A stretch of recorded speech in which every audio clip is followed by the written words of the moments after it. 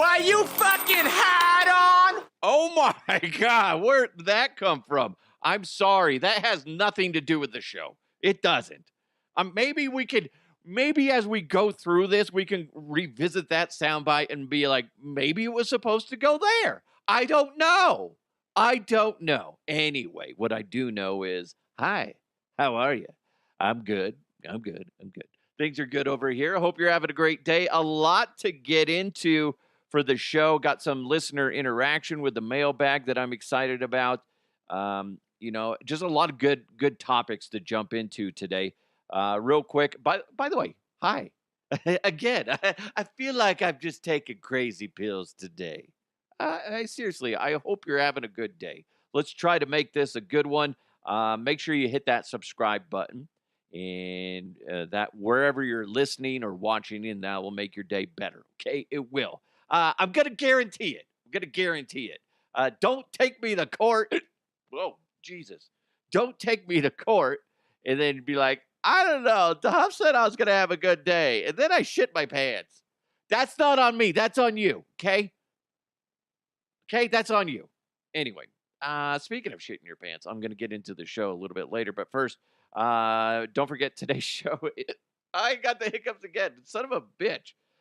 Don't forget today's show is presented to you by Bet Online. In fact, Bet Online is the world's most trusted betting platform and your number one source for everything football. Bet Online has every stat, every matchup, even live odds and spreads to bet on during the game. And if you think you know your stuff, get in on Bet Online's $200,000 mega contest and pick 5 games against the spread every single week for your chance at weekly prizes and a share of that $200,000.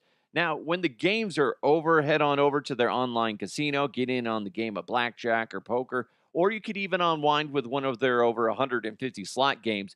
Go to betonline.ag today to get in on the action. It's Bet Online. The game starts here. I thought I was going to hiccup in there. I swear to God, the whole time. I'm like, don't you dare do it. Don't you dare. You've done it twice. You stupid little shit. What? What the heck was that? What the fuck? I don't know. Sometimes things just happen, and I'm just along for the ride. Right, as always. Shut the fuck up, Ken. My goodness gracious. You know what we need to do? Let's just stop the nonsense. Let's just jump into some headlines. Let's go! And now, here are the headlines. I started watching that show. I think it's on Netflix or Hulu. I'm not really sure. My wife's in control of the remote. Is that normal? I don't see what the big deal is. I don't have that big of an interest in what I watch on TV. Unless it's a football game. Otherwise, I don't really care. Am I the oddball on that one? I just like, whatever you want to watch, I'm along for the ride on that one. Sometimes that bites me in the ass when all of a sudden she's like, whoa, Kim Kardashian and all this stuff. Like, there's a new show she's watching, and it's even worse. It's these Mormon sister wives, and like, they're not sister wives. No, not that one. They're Mormon wives, but they're on TikTok, and like one was like, a swinger, and then they're like raging alcoholics. Some of them are, but the other ones, which I didn't realize, if you're Mormon, like soda shops are a big deal out in Utah. I think that's kind of cool. I'd actually want to experience that. But anyway, it's just fascinating. That's the downside of me not dominating the remote. But I'll deal with it. The reason why I brought that up is because we've been watching this show with Craig Robinson, who I met before, serenaded my wife over the phone. It was hilarious. Got a picture of it. He stars in it, and it's about it. The show's called Killing It, and we're only like halfway through it, and he's hunting pythons in Florida or something like that. Anyway, it's a good, funny show, and the reason I bring that up is a Florida man removed 20 Burmese pythons from the Everglades and won the contest. The guy's name is Ronald Kiger. He won $10,000 for the Florida Python Challenge, and it's a 10-day hunt. I can't imagine doing that.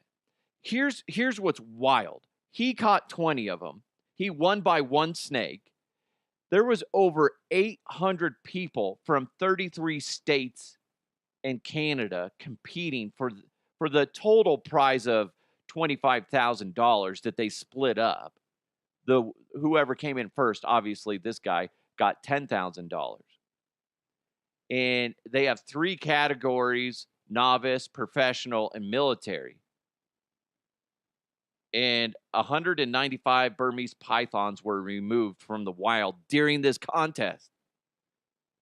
Because for all you PETA people be like, oh no, let the pythons be. No, they're an invasive species. They're killing a lot of the small animals out there, the birds, and apparently, according to the article I was reading from the Fishing Wildlife, whatever, they were saying that they spread diseases as well. So they need to be extinguished. Plus, they're fucking gross. They're snakes. Blech. Not a snake guy. My son is in reptile club at a school, right?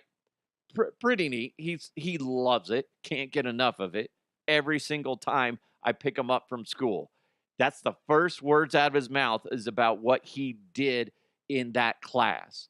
Because he has a reptile club once a week, but he also has a class where the reptiles. So he's getting like just a large amount of reptile experience, and he loves it. But the first thing that comes out of his mouth is he can't get enough of it. He loves it. And he's like, hey, over break, we're allowed to take snakes home or, one of the lizards home too. Can we do that? I'm like, no, you're not getting a fucking snake in this house. No. Listen, here's the thing, like with my son, great athlete, smart kid, funny, but he got the nastiest butterfingers in the world. Like that dude freaking drops shit all the time. And I'm like, I don't know. No, I don't need you to accidentally drop something, knocks over the cage or the aquarium or whatever. Next thing you know, hey, Dad, remember how I got that snake in the house? Yes, I do. I'm still freaked out about it. Well, anyway, I can't find it. Bye, gotta go. Go over to a friend's house. No! Don't want that in my house. But reading this and also seeing that show, Killing It, makes me realize that's just another thing, another reason for me not to go to Florida. Just, you got alligators, you got pythons, you got other shit too. No. Plus Floridians, no. Add all that to the equation, it's just like off limits. Why? Why would you go there? I don't understand why anybody would want to live in that environment. I was watching I was looking for stories this morning, and this lady, I think it was Singapore, she was trapped. She was like a nurse or something, and a python of some, I don't know what kind, got into the hospital where she was working, and it wrapped itself around her and was slowly killing her. And she had been trapped for hours with this thing around her. And thankfully, somebody found her. Like, no, I don't want to be in that situation. Okay? We have snakes here. There's rattlesnakes, yes. There's mostly garter and bull snakes around here. That's still bugs me, but not that bad. But if there's fucking pythons around here, no, I would move. I would move. So frustrating. This is fascinating. This is going to give you a little bit of nostalgia. The Toy Hall of Fame finalists were announced. We've talked about this before when they officially announce which toys are going into the Hall of Fame. Some of these are bizarre, but some of these I really, really appreciate. Actually, I'm going to say only one is bizarre. Apples to Apples, that's a game. That makes sense. Very popular. Choose Your Own Adventure books. Yeah, those are good. My kids have some of those. Hess toy trucks. Those are good. I don't think I had one of those, but they looked cool. My Little Pony. Dude, my daughter has some of those. My sister growing up had those. Those are neat. Phase 10. I don't think I ever played Phase 10. I think we own it, but it's a card game. That makes sense. Pokemon trading card game. That definitely has to make it because that's still popular. It was popular, I want to say, when I was a kid, or at least it was starting to become popular. RC cars, yes. Remote control or radio control cars, those are freaking awesome. Sequence, that's a board game. I love that game. We play that. My wife and I will play that every now and then. We haven't taught the kids that game. I think they'd like it.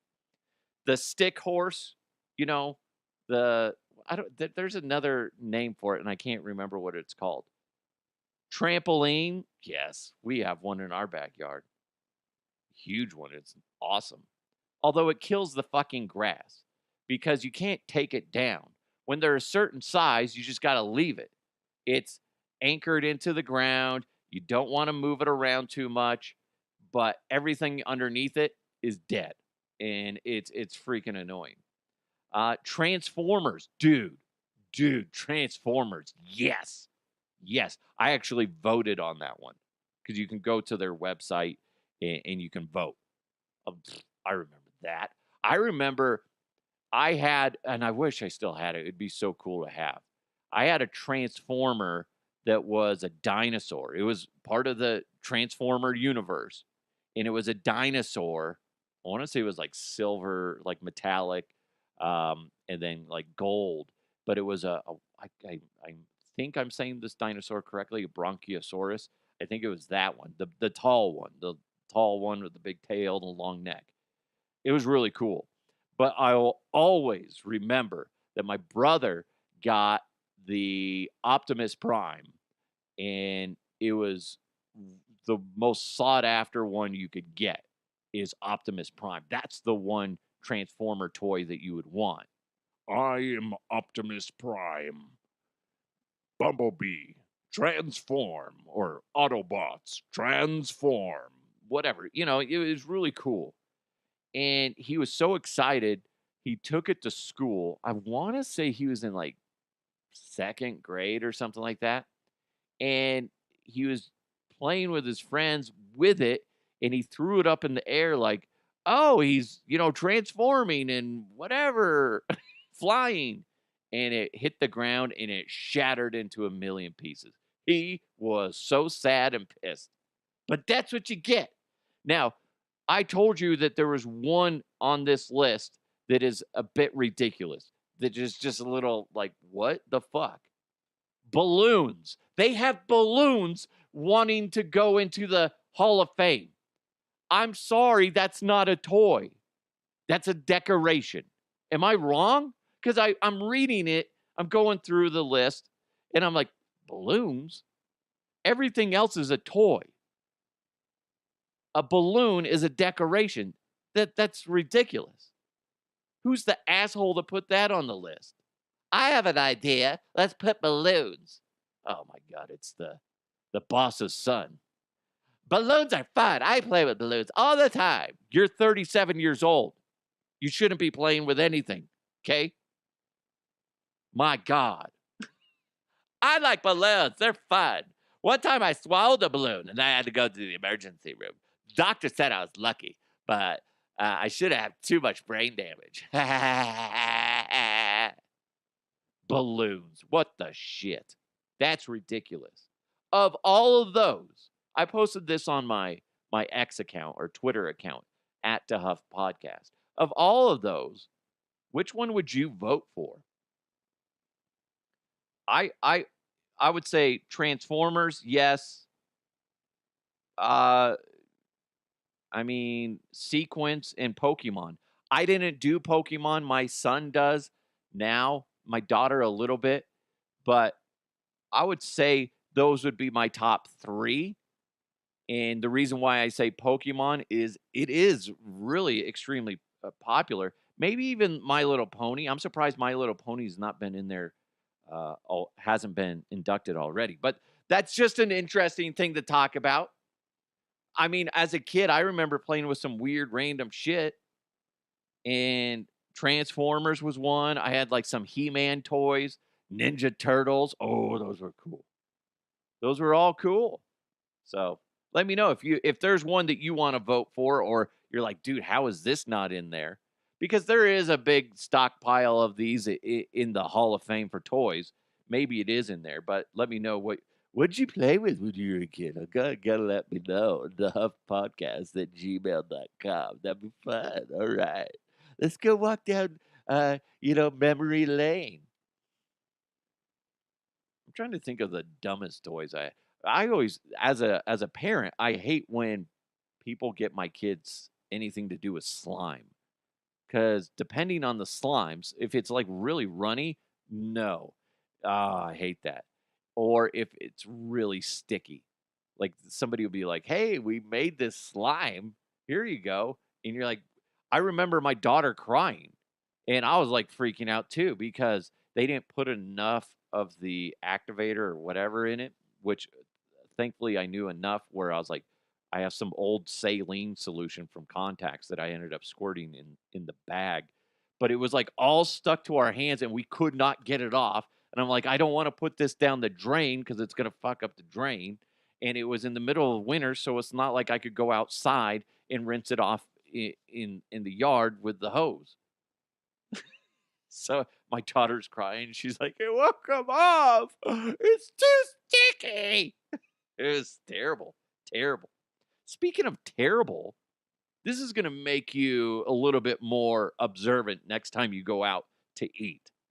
A guy in Colorado, I believe it was in Greeley, Colorado, suffered a perforated bowel after swallowing a toothpick in his Village Inn meal. That's according to the lawsuit. That's what the lawsuit is alleging. Everything I'm saying, that's alleged by the lawsuit, okay? It was apparently in his skillet. I don't know what kind of skillet he had. At first, I was like, oh, this was in a burger. I almost did that the other day. I forgot that it was in there. And I'm like, oh, it hit my lip.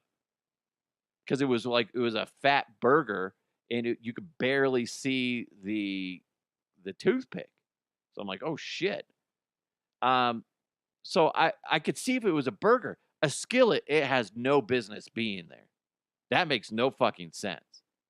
Unless they put it on there for decoration, be like, oh, let's put a little toothpick sword on there that says, ahoy, you're about to eat.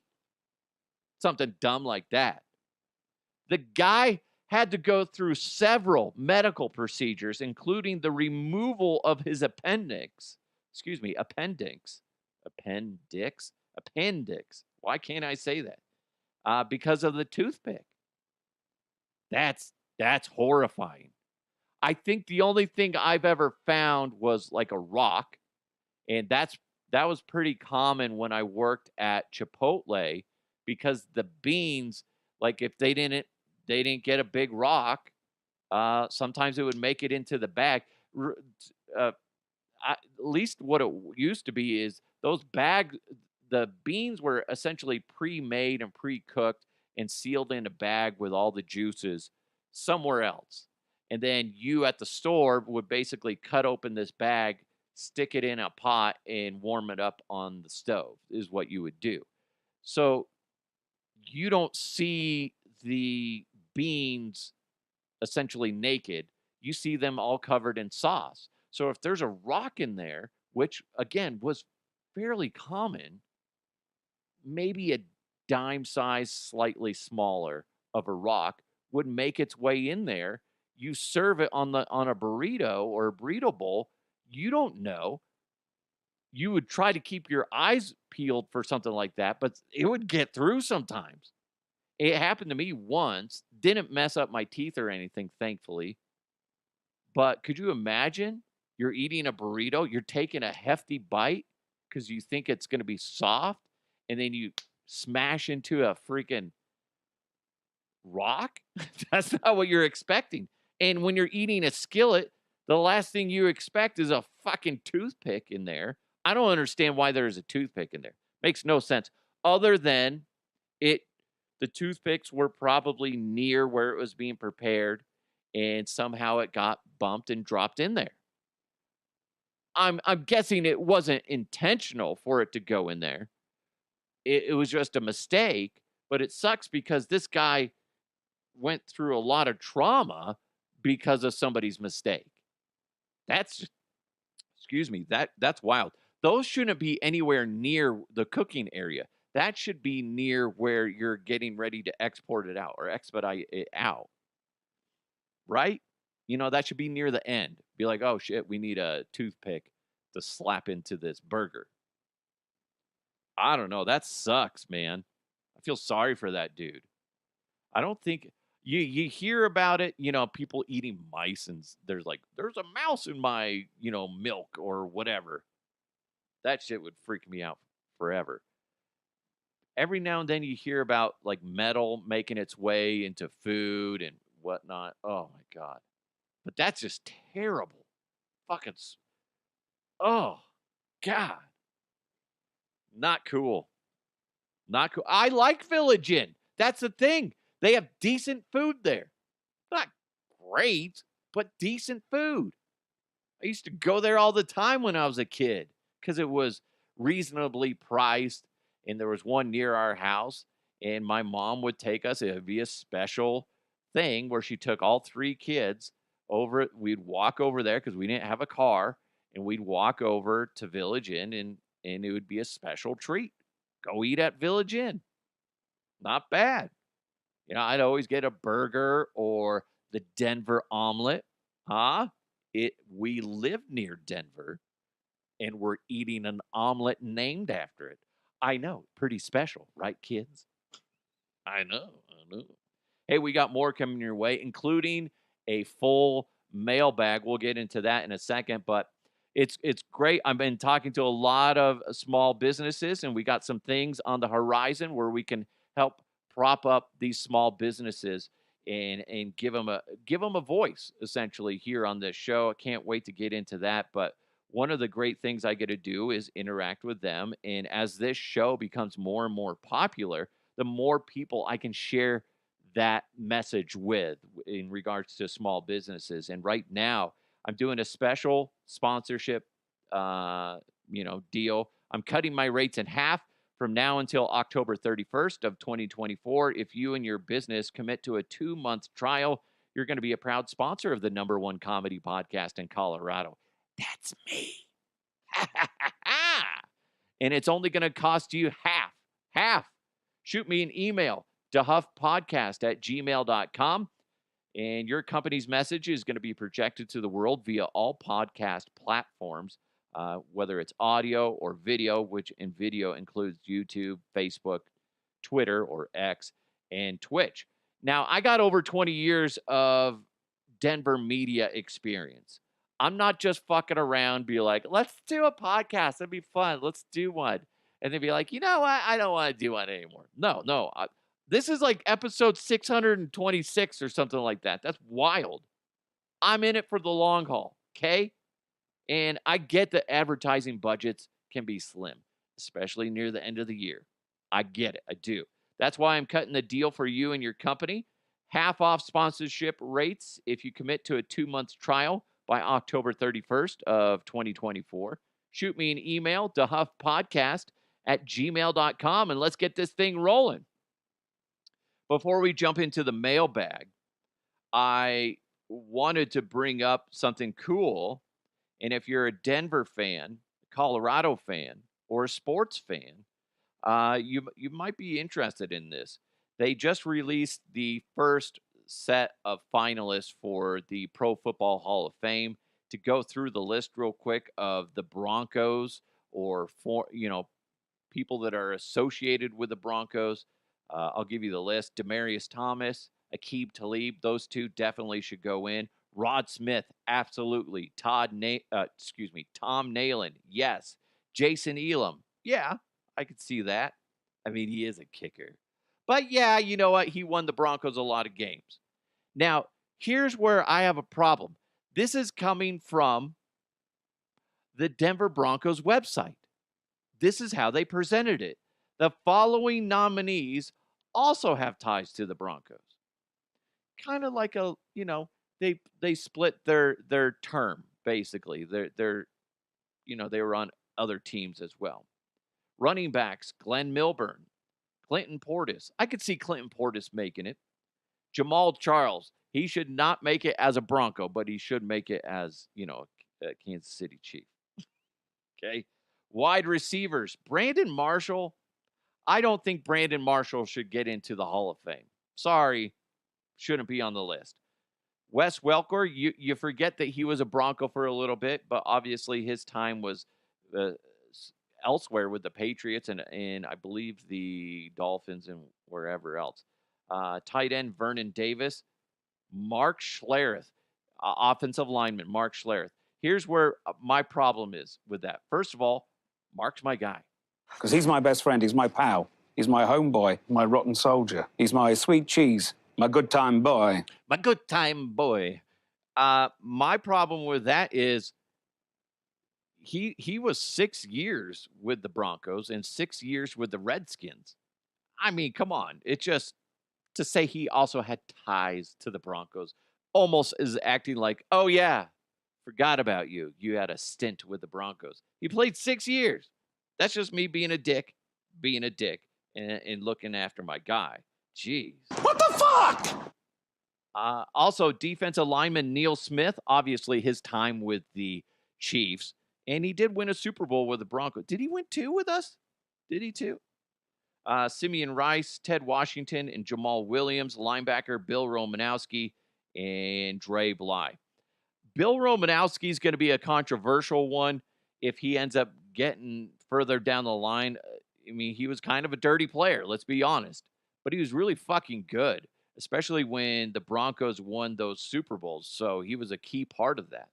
So it's interesting. I like it. It's neat to see all these Broncos on there. But if I were to put money on, say, the top 5-ish, I would say Demaryius Thomas, Aqib Talib, Rod Smith, Tom Nalen. So that's 4.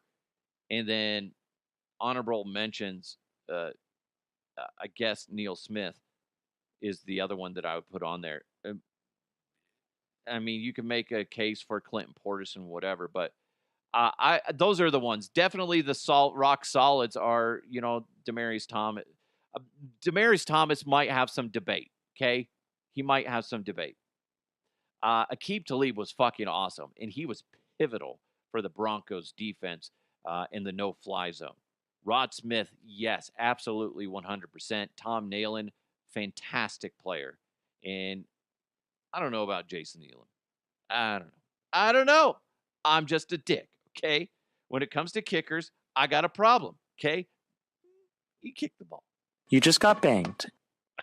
I don't know why I played that soundbite, but you're welcome.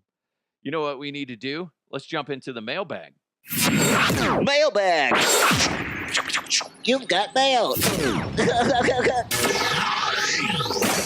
The first one comes in from Neil. He said, did you see they recovered more than 1,000 bottles of baby oil and lubricant from Diddy's homes? He had like 2 homes. I want to say one in California, one in Miami, something like that. Yeah, that's pretty fucking crazy, dude. And then some brothel, excuse me. I was going to say prostitution house. That's dumb. A brothel in Vegas made a statement. They're like, don't use baby oil as lube. I don't think that's what they are using it for. I think they're just oiling people up. And that way it's just, your hands are gliding all over each other and stuff. Okay. I don't think so, but hey, that's fine. At least put it out there. Also, TMZ posted that. So they're like, that brothel is getting like some extra publicity. Dude, the whole shit with Diddy, like he was denied bail. Like they do not want him running loose. He's a bad man. That's what it looks like. That's what it looks like on paper. It does. And it's going to be disgusting and fascinating all at the same time when we learn more and more about Diddy. A former warden of a prison came out this morning saying that Diddy is like his life's in danger where he's at right now.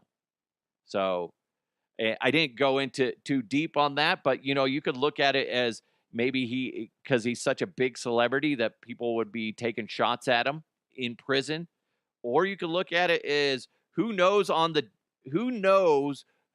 what powerful individuals were on his invite list, like Jeffrey Epstein type of thing. Who knows who's on his list? You know what happened to him? He apparently hung himself in prison. Wink, wink, wink. Nobody believes it. So Diddy, yeah, man. He's going through some shit because he put himself through this shit. He led himself down this avenue.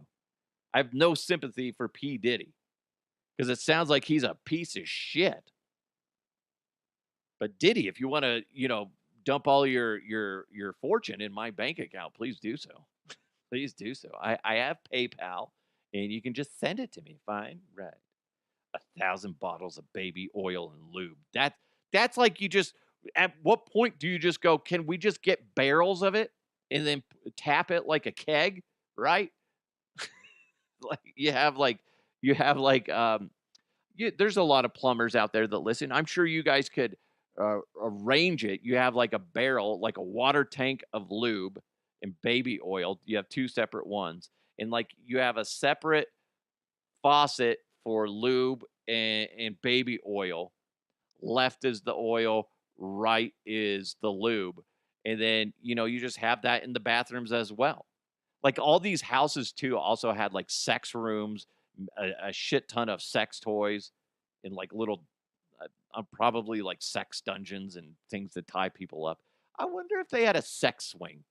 I would imagine a sex swing would be, standard in a sex room, right? Or a sex dungeon, right? You tie somebody up on a table. Listen, I'm trying racking my brain of all the random movies and TV shows I've had that I've seen that have sex, sex dungeons and whatever. I'm just, hey, listen. If you let your mind roll, that's where it's gonna go, especially mine. So Diddy, man, how the mighty have fallen, and I mean, you got that video of him like kicking the crap out of that lady. He's a scumbag, and he got away with it for years. So and there's rumors that he was involved in Tupac's death and all this other stuff. And boy, it is going to unravel quickly. It is. And we're just all going to sit back with our popcorn and go, wow, can't wait for the Netflix special on this one, which is probably already being made. Matt OFP said, am I wrong for being annoyed by people who laugh when they're uncomfortable? It's prevalent in radio/podcasting, but also interpersonal conversations. Let the silence ring so you can absorb what's being said. Laughter saturation will ruin an entire week for me. I have a problem with that sometimes, but it's usually because I'm laughing at something random that we're talking about. So hopefully, Matt, that's not what you're talking about. You're mad because I laugh. So fuck off, Matt. Jeez, you're such a butthole. Man. As I laugh. What a bitch. You just got banged. I think I know what you're talking about. There are people that I've been in those conversations, and keep in mind, there's times where I get anxiety attacks. I'm on medicine for anxiety, and it's a lot better than it used to be. But there'd be times where, let's say, I'm in an uncomfortable situation in the middle of a conversation with somebody, and I don't know what to say. And I always would remember, I'd get like a twitch in my face, and I would do the uncomfortable laugh. And it's like, why am I laughing? Why am I laughing? Like, there's nothing being said that's funny and worthy of a laugh, but I'm laughing. So I get what you're saying, especially when you're listening to a show and you're like, there wasn't a joke presented. Or if it was just so bad I didn't even notice it. I've been a part of that. I've listened to that. I've witnessed that.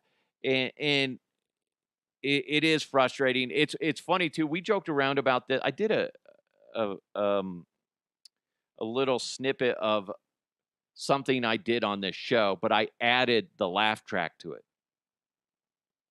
And it made it funnier and just stupid.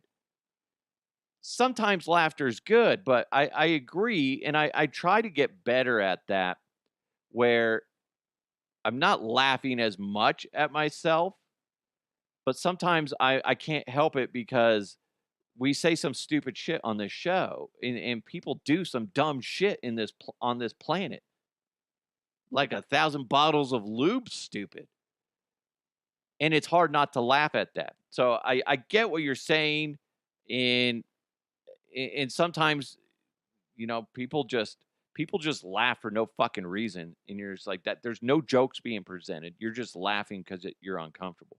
It's the same thing, Matt. Have you been around somebody that they just can't stop talking, and you're just like, just take a break for a second and pause. You don't need to fill the audio airspace with your voice. Just take a second.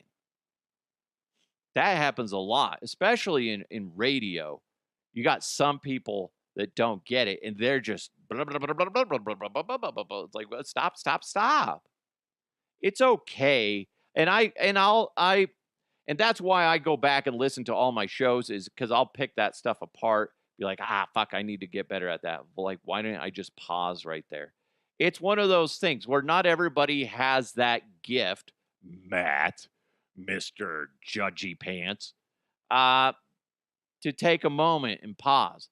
A quick side story on that. I was not prepared for that when I started working at the radio station, and I was working with Sandy Clough.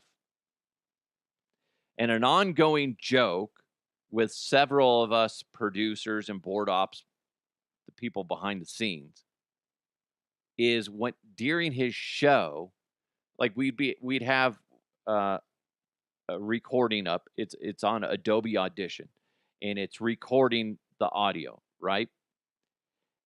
And when you would have side conversations in the control room, you had to be very careful during Sandy's show, because he would pause and you wouldn't know, did he just break? Because I wasn't really paying attention. I kind of zoned out. Or I'm talking to somebody else and I'm like, shit. I never did it. I almost did it once where, I kid you not, Sandy would just take these pauses to collect his thoughts, which is great. I mean, it's kind of a lost art. But he would pause.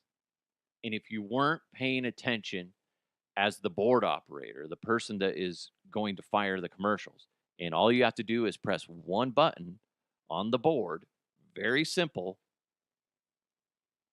and then it fires into the commercial. Almost did it several times to him because I just zone out. No offense to Sandy. Sometimes he'd be talking about shit that I don't want to fucking listen to. And he would just stop, and you'd be like, oh, shit. And if there's somebody else in the room, be like, did he just break? Everybody be looking at each other like, I don't know. And then my finger would be hovering over it, and I'm like, should I? And then all of a sudden he'd be like, and that's why, you're like, holy shit, what the fuck? He would do this. There's a certain amount of time that if the engineers, at least at that radio station, they had it set up where if there was a certain amount of dead air, it would send a notification to the engineers that there's something wrong. Dead air. Dead air is like just the devil when you're in radio, right? And it's not a very long, I mean, it is and it isn't. It's like, say, 20 seconds or something like that. If it senses 20 seconds of dead air, nothing's being projected out, it will send an alert to all the engineers. That happened at least twice where I had an engineer come down into the control room during a show when I was running Sandy's show and be like, is everything okay? I got the alert. And then he'd look over into the control room and he'd be like, oh, Sandy's on. That makes sense. Because Sandy would just pause. And it got to be an ongoing joke where we'd look at the recording, because it's recording live. It's just the audio. So you see the waveforms. And then when nobody is talking and there's no sound coming through, it's a flat line, right? And then we'd just be like, oh, shit. How long is this going to be? And we'd all like, you know, we wouldn't be putting real money on it, but we'd all be going, okay, I'm going to guess that's 17 seconds. Okay, what do you got? Oh, yeah, I'm going to say 15. That's 19, something like that. And we'd all just be like, oh, 18 seconds. And you'd be like, I won by Price is Right rules type of thing. We'd always be joking around about that because he would always pause.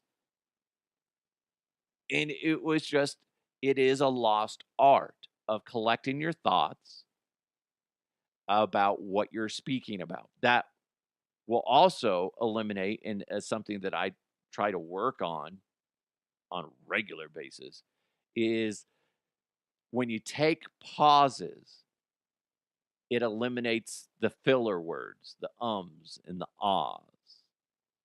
But the problem I run into with my family is when I speak and I stop to collect my thoughts, guess what they do? They try to finish the sentence for me. And then I'm going, no, God, no. I don't want to eat a fucking sandwich. I was going to say, let's go outside and play catch. Oh, why didn't you say it sooner? Because I was collecting my thoughts. So when you hear me say and ahs, blame my family. It's on them. Those little dickheads. I just laughed. Son of a bitch, you got me, Matt. You got me, son of a bitch, dude, you son of a bitch. Oh, man, I am sorry. Don't come after me. It's who I am. I didn't do fucking shit. I know, right? I know. Oh, I closed out Twitter. I was hoping that somebody else would send in another. It's the end of the week. I was hoping I'd get a shit ton of interaction. But I got some good ones because that is a fascinating thing.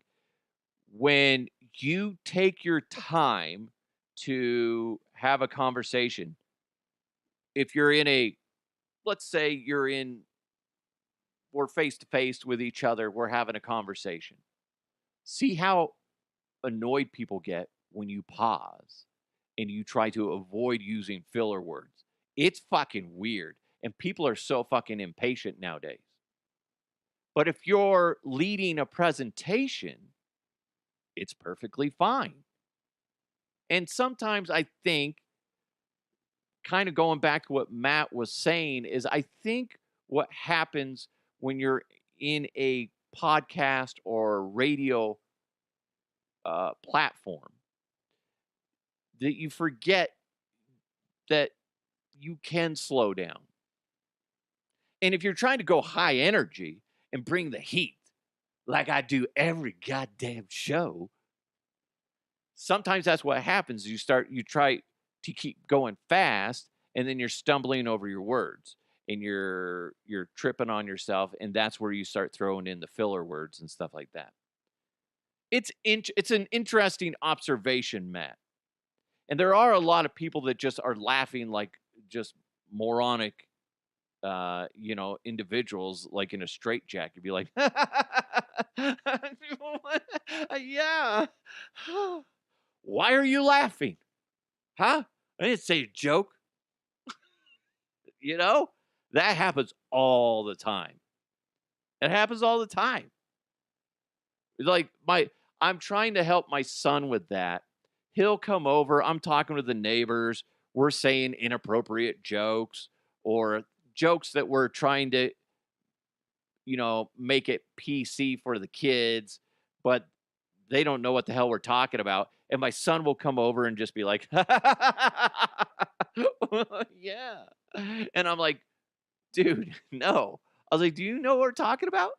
He's like, no. And what's funny is I remember that when I was a kid, my brother would say something inappropriate and I would laugh along, trying to be cool, right? And he's like, shut the fuck up. You don't know what I'm talking about, Scott. I'm like, oh, sorry. Sorry. So I get it. It is a weird thing that a lot of people do. Matt's just calling us all out on it. Matt's kind of a dick, okay? I think we could all agree. I think, here's what's funny, Matt. I think most of us have been guilty of that at some point. I know you're pointing the finger at all of us. You are. But you need to start pulling the thumb, motherfucker. Okay? That's all I'm saying. And I get, too, like, if you're over laughing on stuff, it does kind of ruin it, depending on the situation. It is interesting to me when I watch comedians. There's comedians that don't laugh at all during their sets, but there are comedians who do, and I think that's interesting, because I, for the longest time, thought it would be like Jim Jeffries. He doesn't really laugh at his jokes, but he does a good job projecting the jokes. Obviously, he doesn't need to laugh at his jokes. He doesn't have to, because that's what the audience is for. But individuals like, say, Pete Holmes, hilarious comedian. I really like Pete Holmes. Very creative. And he does a lot of very entertaining digital stuff as well. Like him dressed up as Batman is fucking hilarious. But he laughs a lot at his own jokes. And I think that's cool because it makes me laugh. In that setting, it makes me laugh more and be like, oh my God, he's laughing. What the fuck? It used to drive me fucking batshit crazy. I've told you guys this a few times. When I would be on the radio show, let's say it was Scott and Al or Scott Hastings and Mike Evans, I would say something funny. They would shut their microphones off and laugh their asses off. So it's just me saying something, and then it's just silence. So I'm looking at the text line, and people are going, dude, get this guy off the air. He's not funny. Clearly, nobody's laughing. And I kept telling the guys, look at, like, subtract the laugh track from, like, a lot of, like, say, Friends and stuff like that. It's not that funny. But when you add people laughing, dude, it's just like, yeah, it makes it kind of gives the green light to people to say, hey, it is funny. Depending on the laughter, or the joke, I should say. So I kept telling the guys, leave your microphones on. At least laugh and move your head away from the microphone and just like, something like that. We started doing that. We started getting more and more positive reaction. A lot more positive reaction. Because laughing's contagious. If you ever listen to Alfred Williams on the air, a guy who's been on this program, a Hall of Famer in the college realm for football, amazing human being. He has one of the most infectious laughs you will ever come across. He laughs, you can't help but smile.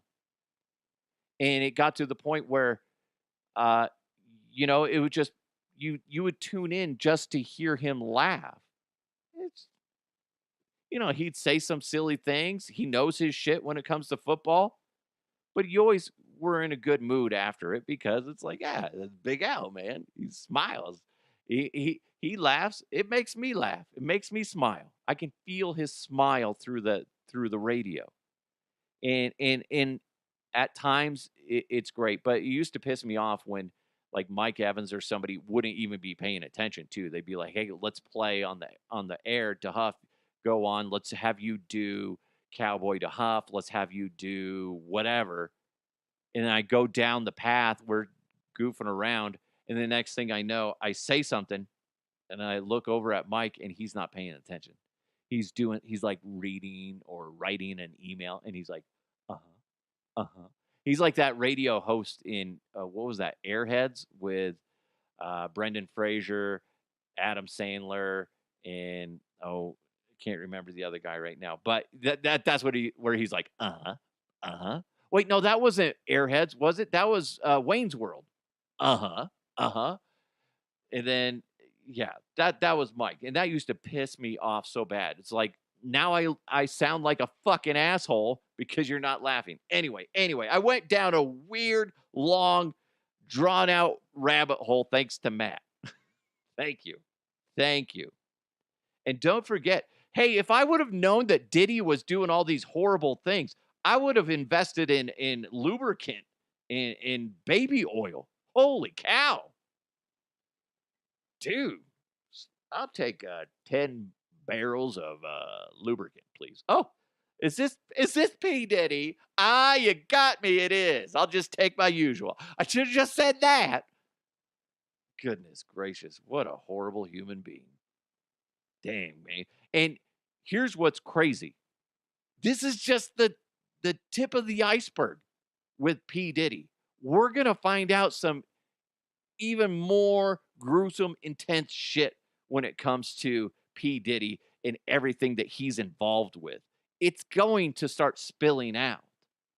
And people are going to start rolling on that motherfucker. You know they are. Man. Keeping his male prostitutes drugged up. The other thing was, too, they had IVs for the ladies after, like, long sex sessions with the male prostitutes and whatnot.